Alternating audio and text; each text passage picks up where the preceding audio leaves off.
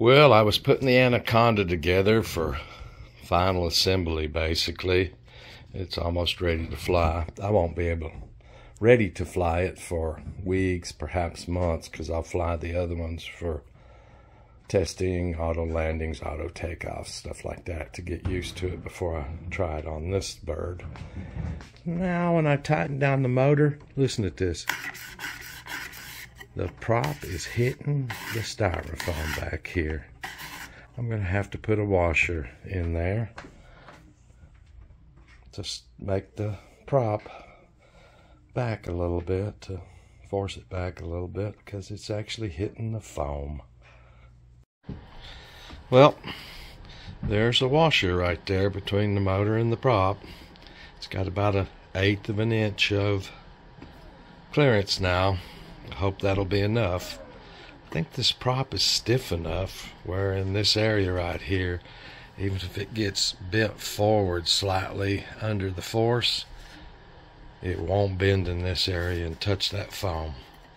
Else we'll be seeing foam snow coming from the back of the airplane as if it's on fire.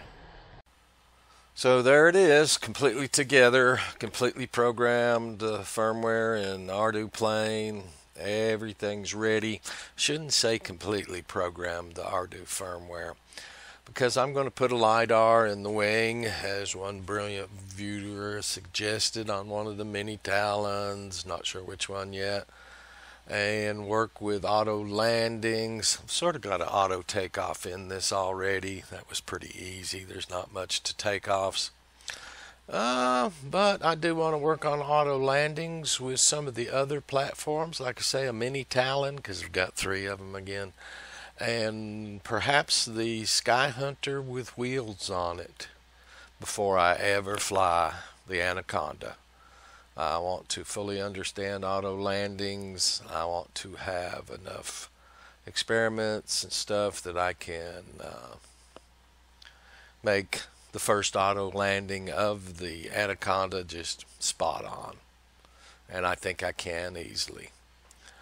Auto takeoffs, again, not such a big problem.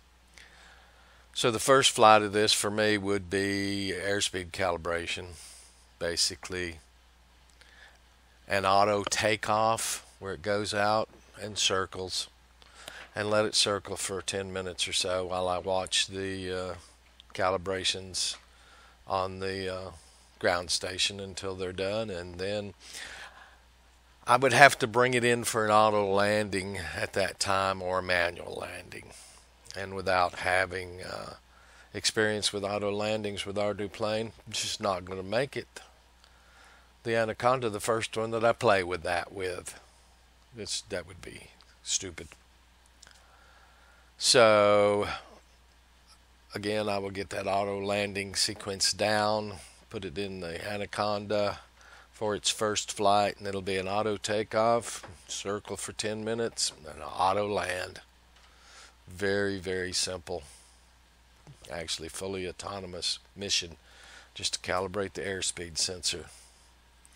And then once I get it back on the ground with a calibrated airspeed sensor, I'll turn the airspeed sensor on for use and go for the auto tune next. But that will be another auto takeoff and another auto landing at the end of the auto tune sequence.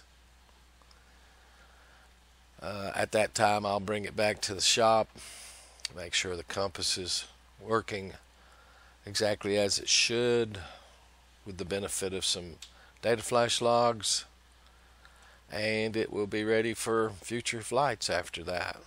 I'm just not going to take any great chances with this. Never intended on taking great chances with this from the get-go. If I can keep away from it, I'm not sure I'll ever do a manual landing with this thing. We all know for airplanes, no matter what they are, RC or full size, the dangers are at takeoffs and landings, when you're closest to the ground and you have no altitude for correcting mistakes. So that's been my plans all along for this one. I might make a short video introducing it to my Facebook friends from school and stuff. I really need to get back to my Facebook page for my builds and stuff, but I haven't been duplicating those on YouTube and Facebook lately. Been kind of remiss checking my Facebook email for that page. Need to get all that back together. And as these winter builds, I still have the flame wheel F550 to finish up. That won't be very much at all. That'll do my winter builds for 2024. And I'll be out there maidening these other machines and learning more and more about Ardu playing. All right, that's all for today, guys. Thank you so very much.